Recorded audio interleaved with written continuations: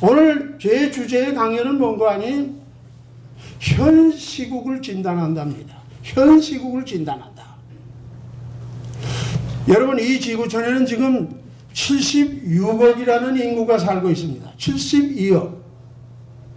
자, 그런데 제가 통계에 의하면 하루에 태어나는 숫자가 38만 5천 명이라고 합니다. 38만 5천 명.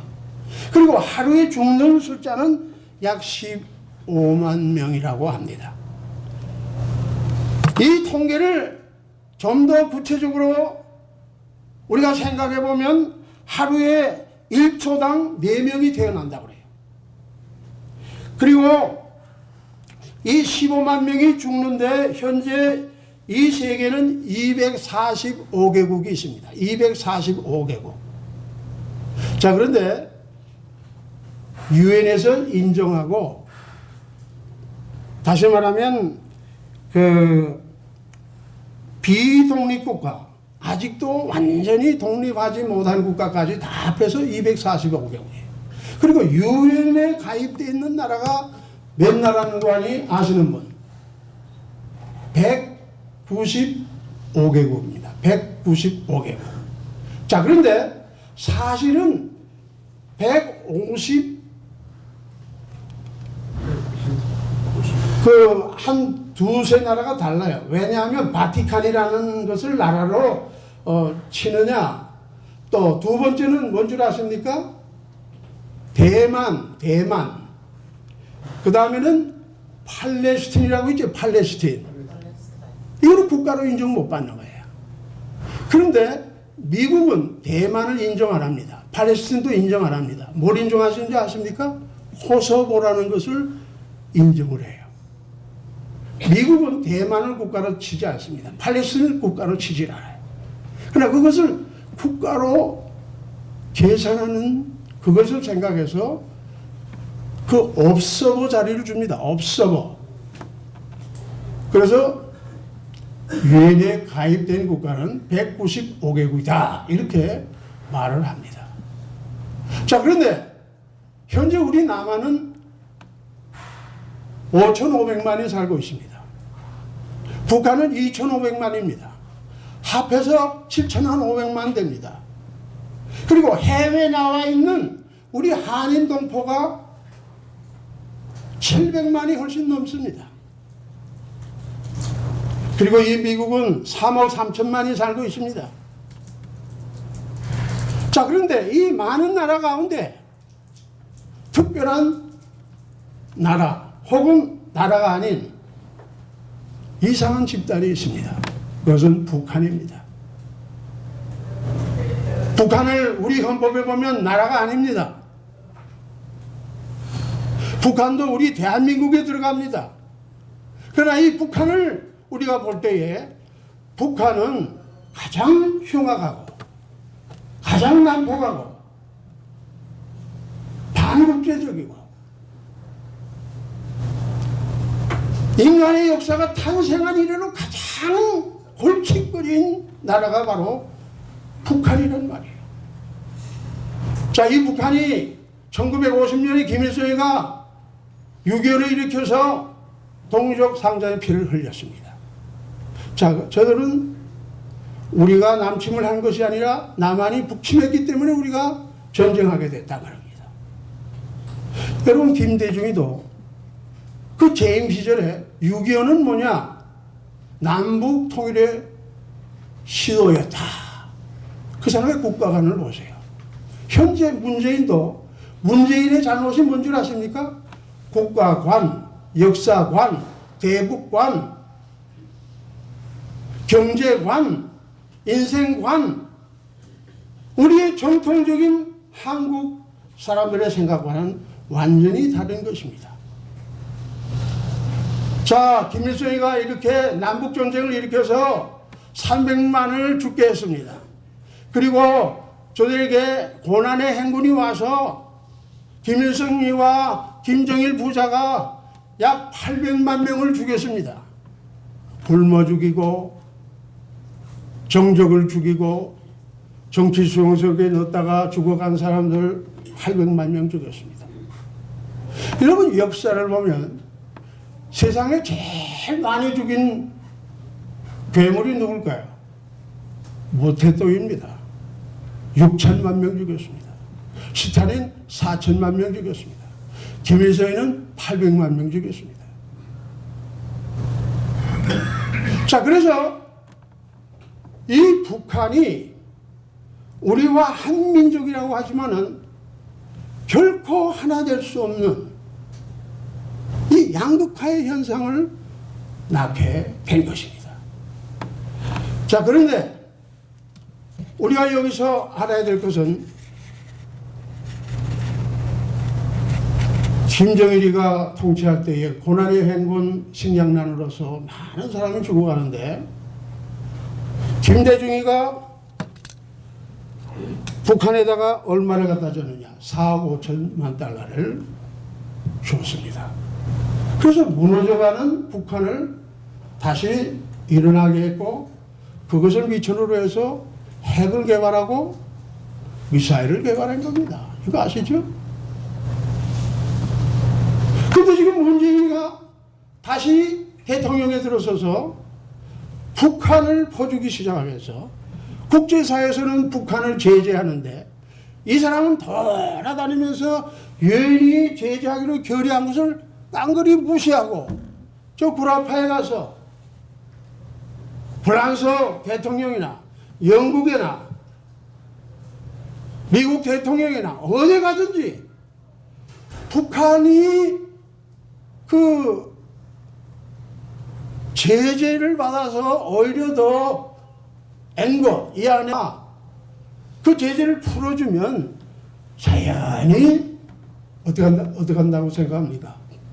핵을 내려놓게 되고 남북하고 대화하게 돼서 남북이 통일될 수 있다. 이거 아닙니까? 이러한 사람이 지금 문재인이라 이 말이에요. 이 문재인이가 들어섰는데 그 문재인이라는 정체를 보면 1980년대 주사파에 물든 사람이라 하는 것입니다. 주사파에 물든 사람이에요. 자, 그러면 주사파가 뭐냐 하는 것을 우리가 잠깐 타치를 해야 돼. 이것을 알아야 문재인과 그 배후를 알 수 있고 그 다음에 현재의 이 좌파 정권, 반역 정권, 역적 정권이 어떤가를 우리가 이해할 수 있다 하는 것입니다. 자, 그러면 이 주사파라고 하는 것이 뭐냐? 요즘은 너무 매스메디아가 발달되고 뭐 텔레비, 인터넷, 동영상, 뭐 잡지 수많은 매체를 통해서 얼마나 우리 대한민국 국민들이나 세계 사람들의 이 견문이 넓은지 몰라요. 그러나 저는 이것을 연구하면서 놀라운 것들을 많이 발견했습니다. 주사파라는 것은 뭐냐? 김일성 주체 사상의 사상을 의미한다고. 김일성 사상을 말하는 거예요. 이것에 빠져 있었다고 말이에요. 자, 그런데 이 주체 사상이라는 것은 둘을 말합니다. 하나는 NL이 있고 하나는 PD가 있어요. NL은 뭡니까? NL이라고 하는 것은 영어로 말하면 이렇게 기록되어 있습니다. 이렇게 기록되어 있어요. National Liberation. National Liberation 이 말은 그 북한 사람들이 쓰는 영어를 그대로 가져다가 뭐라고 말하는 거 아니? 민족혁명이라는 것입니다. 다시 말하면 다시 어떤 말로 표현할 수 있는 거 아니? 그러니까 민족해방, 민중민주주의 이렇게 해석할 수 있는 것입니다. 자, 그런데 여기에서 우리가 꼭 알아야 될 것이 있어요. 그 뭔가니? 대한민국은 아직까지 미제와 일제에 속해 있는 식민지다. 노예들이다.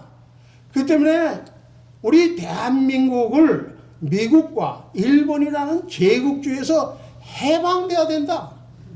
그래서 한미동맹이라고 하는 것은 말이 안 된다. 말이 안 된다. 그러니까 우리 민족끼리 북한과 하나 돼서 서로 공조해서 우리 자주적으로 통일을 해서 번쩍스러운 한반도 나라를 세워야 된다 이겁니다. 이것이 문재인의 생각이에요. 그렇기 때문에 여러분 기억하세요. 미국이라든가 일본이라든가 영국이라든가 구라파 서구는 다 제국주의자들이기 때문에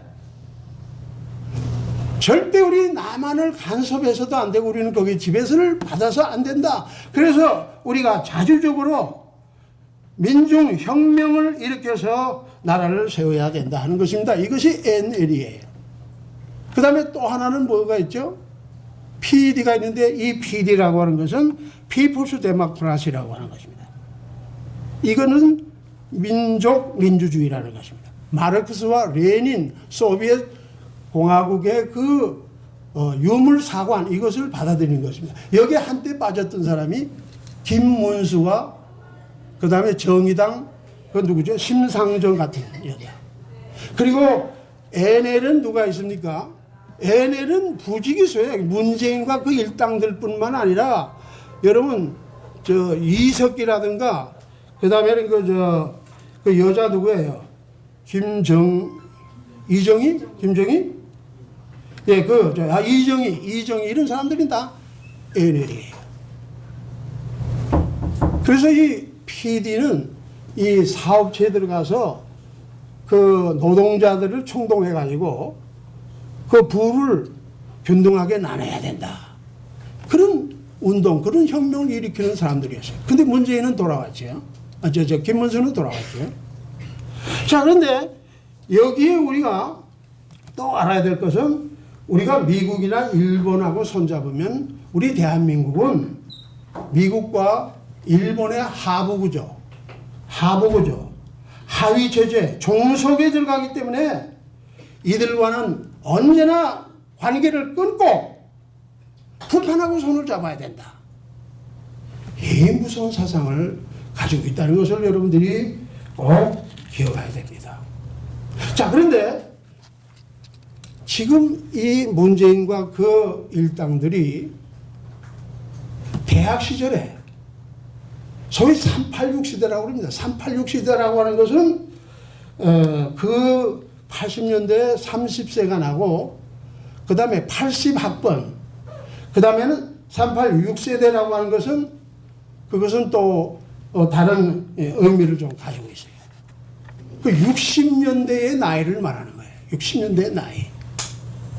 자, 그런데 이 사람들이 대학생 때 공부만 마치면 저희끼리 모여가지고 주체 사상을 공부하는데 이런 말 들어봤어요?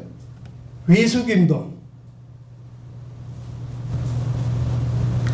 위수김동이 뭐예요? 위대한 수령 김일성 동지 만세. 그 다음에 위지는 뭔가니? 위대한 지도자 김정일 동지 만세. 그래서 아침 저녁으로 이것을 외우면서 북한을 향해서 충성을 다짐하고 그 중에 빨갱이들은 북한에 몰래 들어가서 노동당에 가입하고 이들이 우리나라를 허무는 이 짓을 지금까지 한 것입니다. 근데 이 사람이 벌써 20년 30년 되면서 어떻게 됐습니까? 김문수가 정권을 잡음으로써 다 청와대에 들어간 거예요. 자, 청와대에 들어와가지고 이 청와대 조직을 보면 비서실장이 있죠. 그 다음에는 정무수석, 민정수석 포함한 그 13명의 그 비서관들이 다 주사파입니다. 빨갱이들이라고 말해요. 빨갱이들. 그 다음에는 1980년대에 전대협 학생으로서 운동하던 이 주사파들이 놀라지 마세요. 청와대만 있느냐? 아닙니다. 국회의 국회의원들, 국무위원들, 법조계, 교육계, 공무원, 경찰, 군인, 우리나라 요소요소에 이들이 다 들어가서 지금 완전히 우리 대한민국을 장악하고 있는 겁니다. 여러분 고영주 변호사라고 들어보셨습니까? 고영주 변호사가 이런 말을 했습니다. 5년 전에 내가 공안검사로서 오랫동안 간첩을 다뤘는데 가만히 문재인을 보니까 공산주의자다. 완전히 북한을 찬양하고 완전히 사회주의와 공산주의를 주장하는 사람인데 이 사람이 만일 대통령이 되면 대한민국이 공산화되는 것은 시간 문제다. 들어보셨죠? 어떻게 됐습니까? 대통령이 되더니 그 본색을 드러내고 있는 것입니다. 문재인을 가르쳐서 여러분이 친북주의자다, 종북자다 말하면 안 돼요. 뭐라고 말하냐? 주사파라고 말해야 되고 가장 중요한 것은 역적, 반역자라고 말해야 되는 겁니다. 역적, 반역자예요. 자, 그래서 여러분 이 주사파들이 청와대에 들어오고 각 요소요소에 들어와 가지고 대한민국을 헐기 시작하는데 뭘 주장합니까? 주장하는 것은 한미 동맹을 없애야 된다. 주한미군 철수해야 된다. 그 다음에 보안법을 없애야 된다. 광우병 든 소고기 해쳐야 된다. 제주도 공군기지, 해군기지 세우지 마라. 그 다음에 미순이, 효순이 장갑차로 죽였는데 이 미군들은 속히 쫓아내야 된다. 그러면서 반미 운동을 수십 년 동안 해오고 있는 것을 알 수가 있습니다. 이것을 통해서 우리가 저들이 어떠한 이념과 사상을 가졌는가 하는 것을 잘 알 수가 있는 것입니다. 문재인이가 대통령 되려고 할 때에 그 주변에 여러 사람들이 대통령 출마했습니다.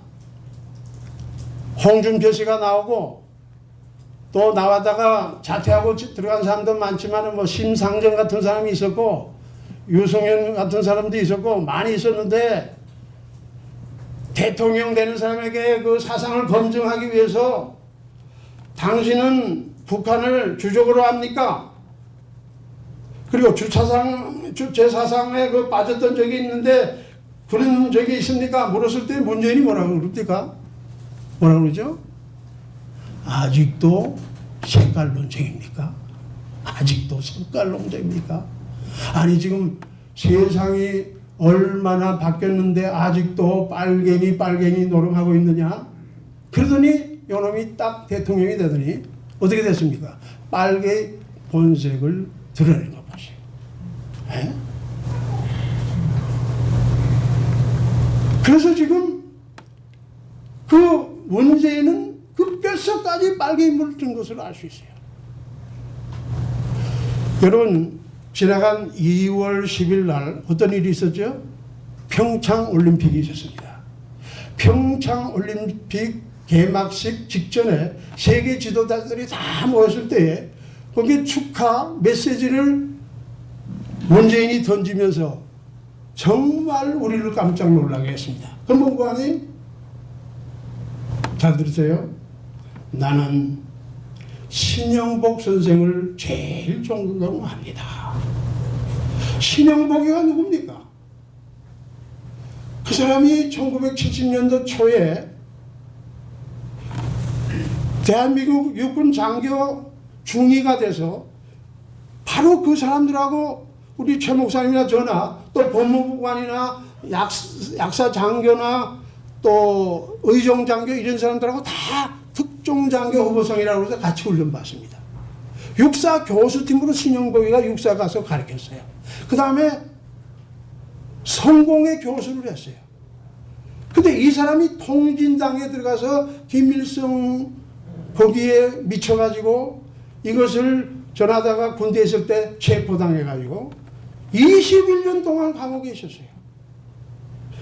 그 다음에 김종태라는 사람 똑같은 사람은 북한에 4번인가 다녀와가지고 어떻게 된 줄 아십니까?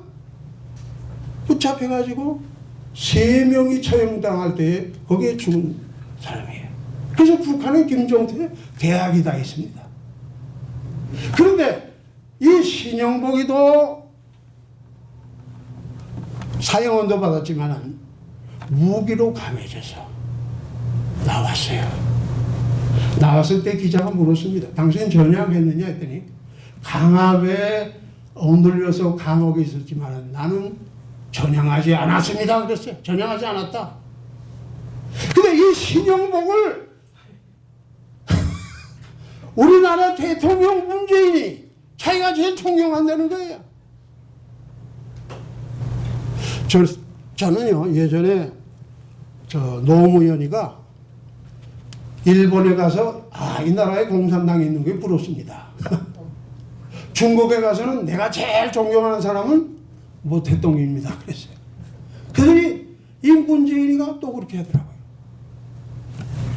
여러분 이런 사실을 아십니까? 김대중이가 대통령 할 때 빨개이, 박지원이가 비서실장 했습니다. 노무현이가 대통령 할 때 문재인이 빨갱이가 비서실장 했습니다. 지금 문재인 대통령이 대통령 하는데 지금 누가 비서실장입니까? 임종석 빨갱이가 비서실장입니다.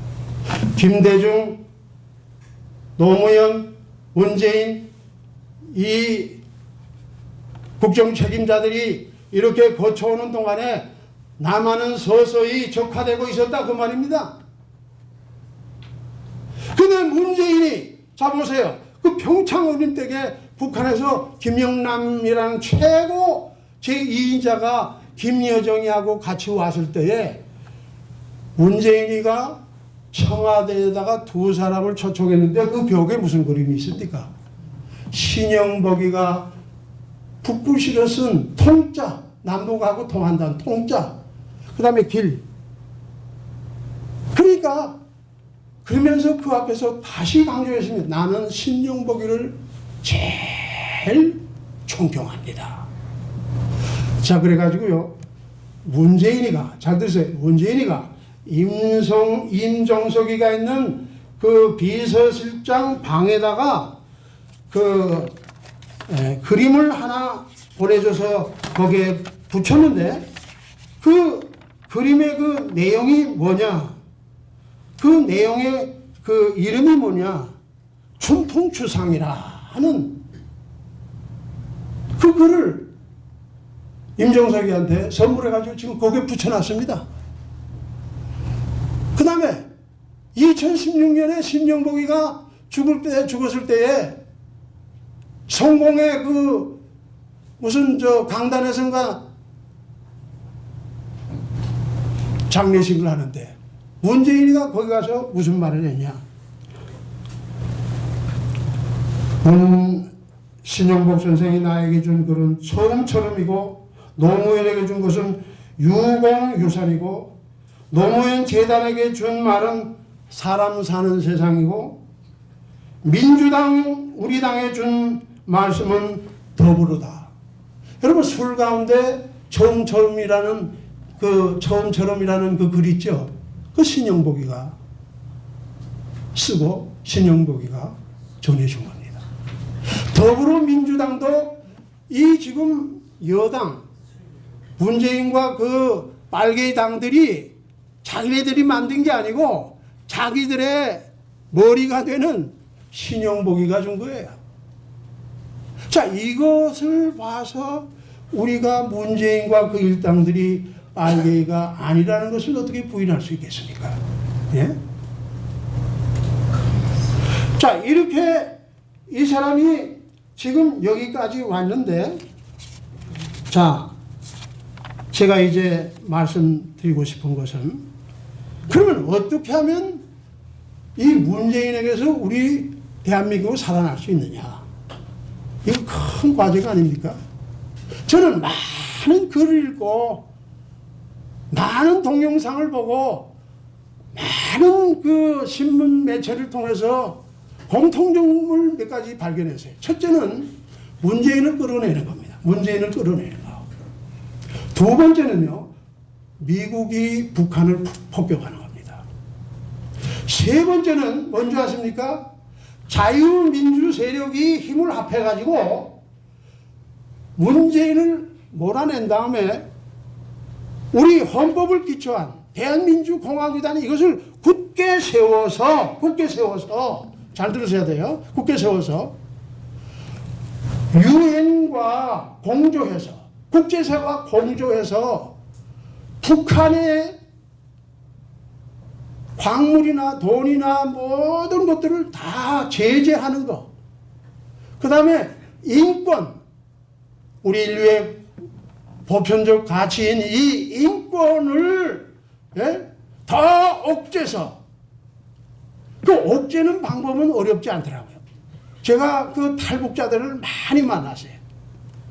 제 어머니 남동생이 북한에서 아직도 살고 있고, 그 맏아들이 이윤걸이라고 여러 해 전에 여기 왔습니다. 서울에 왔어요. 수없이 많이 만났습니다.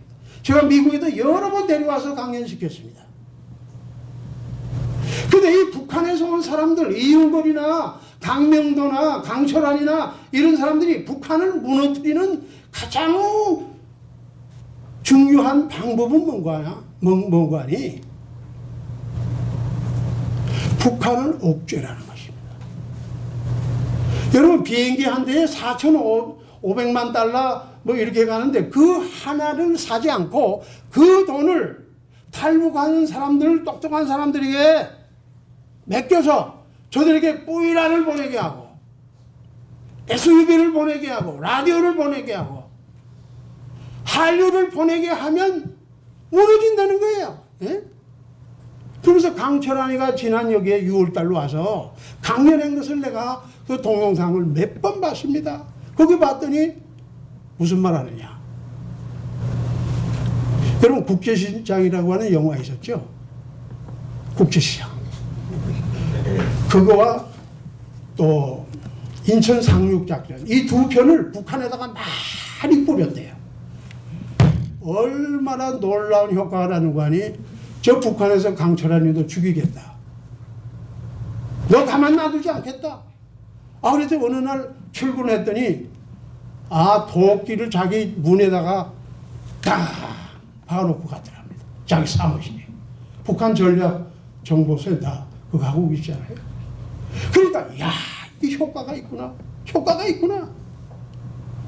그러니까 비행기 한 대 사지 않고 그 돈을 가지고 북한에 투자하면 북한이 모르는 것을 알게 되고 보지 못한 걸 눈뜨게 되고 듣지 못한 것을 듣기 때문에 북한 사람들이 일어난다는 것입니다. 일어난다는 거예요.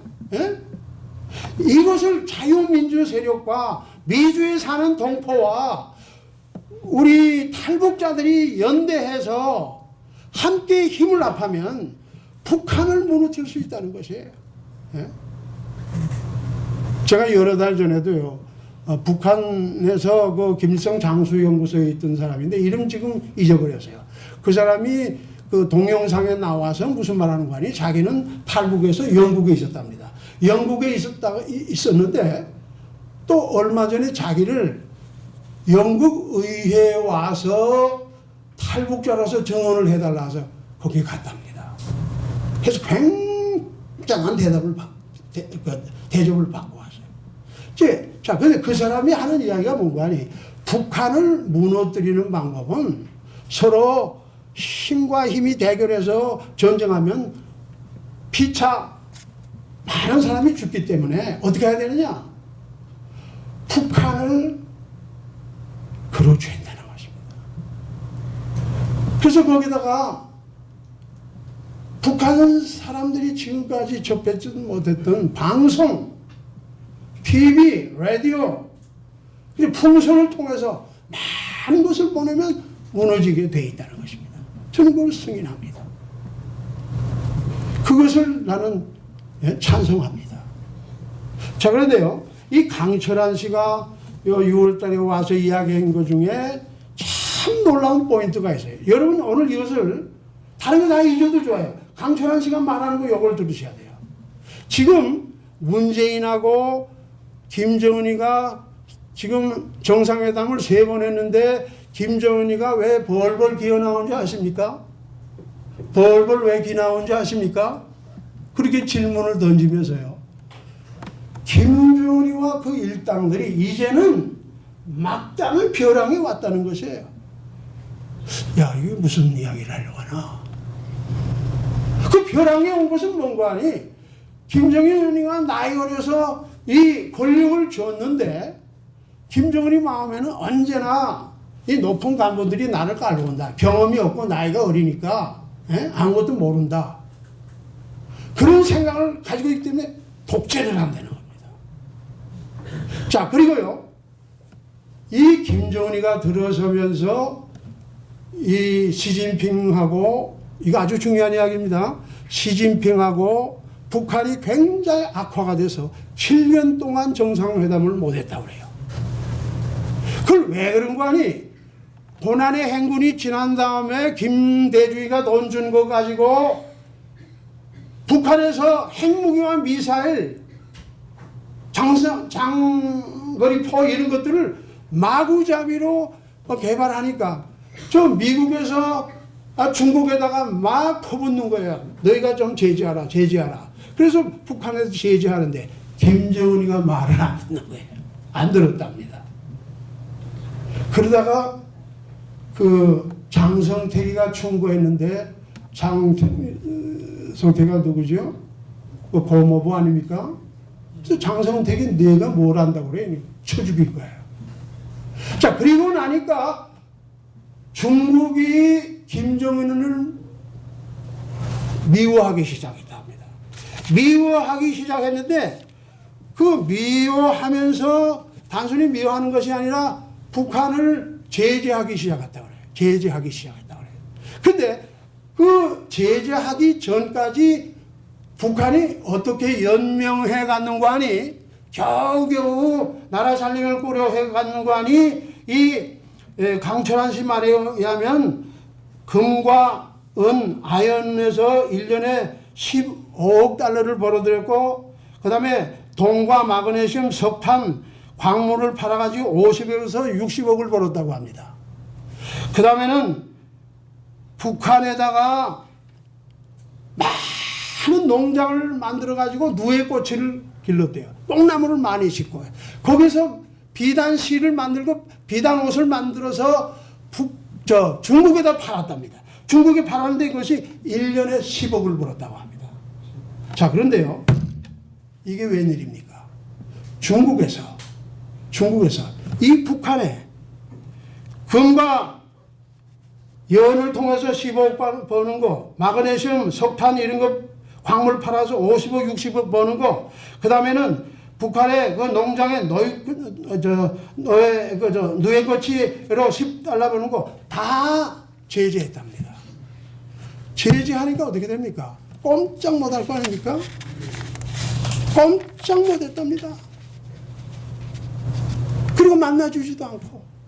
자, 그렇다고 해서 강철한 씨가 이런 말 합니다. 지금 북한이 고난의 행군 이후에 배급제도가 다 끊어졌어요. 다 끊어지고 어떻게 되는지 아십니까? 장마당 이 시장이 도처에 생기게 됐어요. 그래서 북한 주민들은 다 김정은에서 떠났습니다. 내가 쌀한돌도 우리에게 주지 못하는 게 무슨 지도자냐. 우리는 우리가 살아가야 된다 해가지고 장마당을 만들어가지고 북한 주민은 자기네들끼리 지금 꾸려가고 있는 거예요. 그렇다고 해서 북한이 중국이 제재한다고 해가지고 장마당의 그 주민의 그 돈을 뺏으면 어떻게 되겠습니까? 김정은은 끝장나는 거예요. 완전히 주민들이 일어나서 붕괴시키는 겁니다. 자, 그러니까 지금 김정은이가 남한을 쳐다보고 문재인에게 매달리지 않을 수 없다는 거예요. 여러분 좀 이해가 가시죠? 예? 자, 그런데 이번에요, 아주 그 북한에 놀라운 일이 하나 생겼는데, 그건 뭔가 하니, 그 북한 군대의 그 조직이 어떻게 되어 있는 거 아니, 인민군 총정치국이라는 것이 제일 힘 있는 기둥이라고 합니다. 그 다음에 또 뭐가 있는 거 아니, 노동당 조직 지도부라고 합니다. 그 다음에는 인민국 총정치국이라고 합니다. 그 다음에 마지막이 국가안보보위성이라고 합니다. 자, 그런데 이 5가지 기구가 김씨 왕가를 받쳐주는 기둥들이라고 해요. 자, 그런데 이 사람들은 아무리 범죄를 해도 개인적으로는 몇 사람 치지만은 절대 이 조직을 부수는 일이 없는데 가장 힘있는 인민군 총정치국을 완전히 쑥대밭으로 만들었어요. 그래가지고 김정은이가 판문점 넘어올 때에 그 따라온 군인 최고위층이 총정치국장이 오지 아니하고 인민군 총참모총장과 인민군 무력부장이 온 것입니다. 여러분, 이게 무슨 뜻인지 아시겠어요? 놀라운 뜻이 있습니다. 놀라운 뜻이 있어요. 김정은이가 집권한 후에 장석택이 죽이죠. 자기 이복형 죽이죠. 그 다음에 총정치국장 그 사람 숙청했죠. 김원웅이 숙청했죠. 마구제비로 죽이는데 70명, 50명씩 때로 사형으로 처형을 했다고 합니다. 그러니까 어떻게 되는 거예요? 자기 측근들은 다 떠나고 이제 자기를 봐줄 사람은 오직 하나다. 누구죠? 김여정이랍니다. 김여정. 네? 자, 미국이 옥죄지요. 중국이 옥죄지요. 그 다음에는 자기 측근들이 다 지금 등을 돌렸죠. 그러니까 살아나기 위해서 문재인을 붙잡는 거예요. 문재인을 만나고 어떻게 되든지 제재를 풀어서 우리 조선민주주의공화국이 일어나야 된다는 거예요. 자, 이제 간단히 10분 안에 마치겠습니다. 정말 핵심 중에 핵심 지금 나옵니다. 그건 뭐냐? 여러분, 1987년에가 황장엽 씨가 여기 왔죠. 황장엽 씨하고 올 때 누가 왔죠? 김덕홍 씨라는 사람이 왔어요. 그 사람들이 한국에 와서 무슨 말을 아주 우리 남한 국민들이 기억해야 될 말을 하는 거 아니? 김대중의 햇볕 정책의 가면이라는 그런 동영상이 많이 뜹니다. 거기 보면 햇볕 정책이라는 그 가면 안에는 뭐가 있는 거 아니? 우리 민족이라는 것이 있다. 그 다음에는 민주주의라는 가면이 있다. 통일이라는 가면이 있다. 이거 다 가짜다. 그러면서 이 황장엽 씨가 이런 말을 했어요. 김대중은 민족의 반역자다. 그리고 그분은요, 자유조선 자유방송 거기에 누구죠? 그런 분이 할 때 거기 많이 나와서 이야기를 했어요. 전 하나도 빠지지 않고 다 봤어요. 거기에 김대중을 말할 때 언제나 그 녀석이라 했습니다. 그러면서 참 놀라운 말을 했어요. 김대중이와 이 좌파 이 역적들이 공산주의를 얼마나 알겠느냐. 나는 북한에서 잘 들으세요. 주체 사상을 만든 사람이고 소련에서 유학했는데 이 남한의 공산주의를 말한 사람들은 적비린내 나서 상대 못하겠다. 적비린내 나서. 자, 그런데 이 황장엽이하고 김덕홍이가 북한을 무너뜨리는 5가지 요소가 있다고 했어요. 여러분, 이것은 반드시 보시기 바랍니다. 몰라수다 북한 그걸 치면요 227번에 김덕홍 씨가 5가지 핵심을 말했는데, 첫째는 북한을 무너뜨리는 것은 주체 사상을 무너뜨려야 된다. 두 번째 들으세요. 북한은 노동당으로 구성된 나라예요. 그러니까 노동당을 때려 부셔야 된다. 세 번째입니다. 유일사상 10대 원칙이라는 최고의 법이 있다. 그 바로 밑에 보면 조선 노동당 규약이다. 세 번째가 허수아비인 헌법이라는 것이다. 우리는 이 국가가 세워지려면 국토, 국민 주권이 있어야 되고 그것을 받침해주는 헌법이 있어야 되잖아요. 북한은 그 모양새는 있어요. 헌법은 있어요. 헌법은 있으나 만합니다. 우리 자유대한민국은 헌법이 있으면 대통령부터 모든 국민이 그 안에 그 법을 따라 국가를 영도하고 국가를 보위하고 국가를 끌어나가지만 북한은 법 위에 누가 있냐? 김일성이가 있어요. 법이 있지만 잠재적으로 너 저리로 가 말하면 그것이 곧 법입니다. 그 중에 제일 그 충성적인 요소가 유일사상 10대 원칙이에요. 유일사상 10대 원칙 이것을 때려 부셔야 된다. 네 번째는요. 네 번째 뭐고 하니 정치 수용소를 폐쇄시켜야 된다. 다섯 번째는 뭐냐? 다섯 번째는 북한을 개방시켜야 된다. 그래서요. 김덕봉 씨가 이런 말을 했습니다. 남북이 통일되기 전에 일정한 양을 북한에 양식 같은 걸 지원하고 기술을 전수해주고 그래가지고 북한이 우리 남한처럼 그 GDP나 또 그 뭐라 그럽니까 그 보고 국가 국민의 그 높이 그 GNP 그런 것도 이제 거의 비슷해 갈 때에 이제는 통일이 가까웠다 해가지고 북한과 그때부터 교류해야지 지금 상대가 안 된다는 거예요. 김덕봉 씨도 그걸 말하고 있어요. 자, 그런데요, 여러분 지금 트럼프 밑에 그 안보 담당 보좌관이 누굽니까? 존 볼턴이죠. 존 볼턴이 무슨 말인 줄 아십니까? 우리는 북한과 수많은 대화를 했다.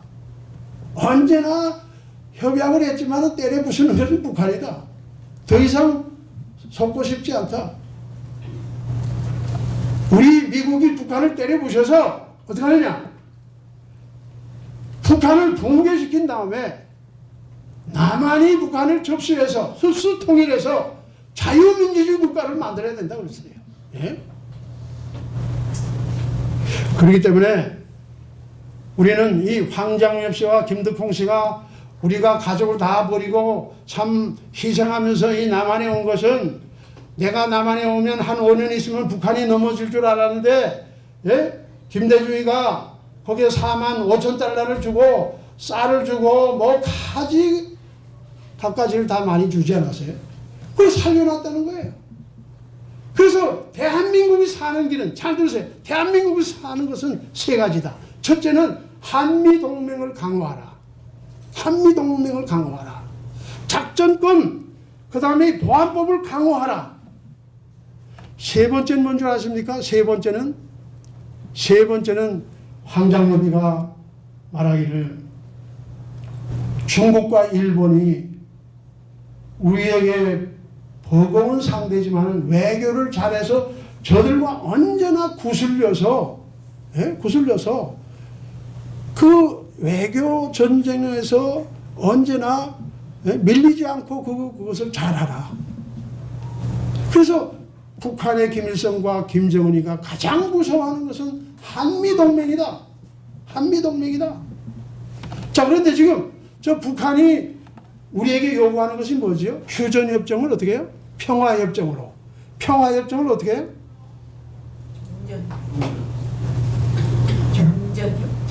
정전협정. 예, 휴전협정을 정전협정으로 하고 그 다음에는 그렇게 되면 남북이 이제는 평화의 시대가 도래했기 때문에 무슨 미군이 뭐 필요하냐? 가라. 보안비 뭐 무슨 필요하냐? 작전권이 필요하냐? 우리끼리 평화를 이루면 된다. 자, 근데 미국은 그 속셈을 잘 아니까 뭐라 그러죠? 먼저 비핵화하라. 비핵화를 하면 어떻게 되죠? 제재도 풀고 너희들 잘 살게 해주겠다. 남한경제 이르도록 우리가 도와주겠다는데도 비핵화를 안 하지요. 왜 안 합니까?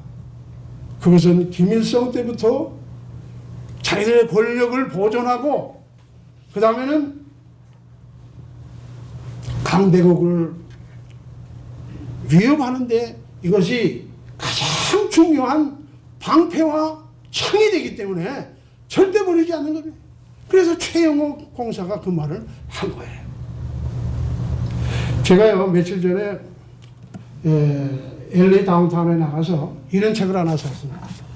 최영호 공사가 쓴 책 있죠. 3층 서기실의 암호. 3층 서기실의 암호 다 봤습니다. 그분이 제일 끝에 가서 이런 말을 해요. 자, 내 책을 갖고 왔어.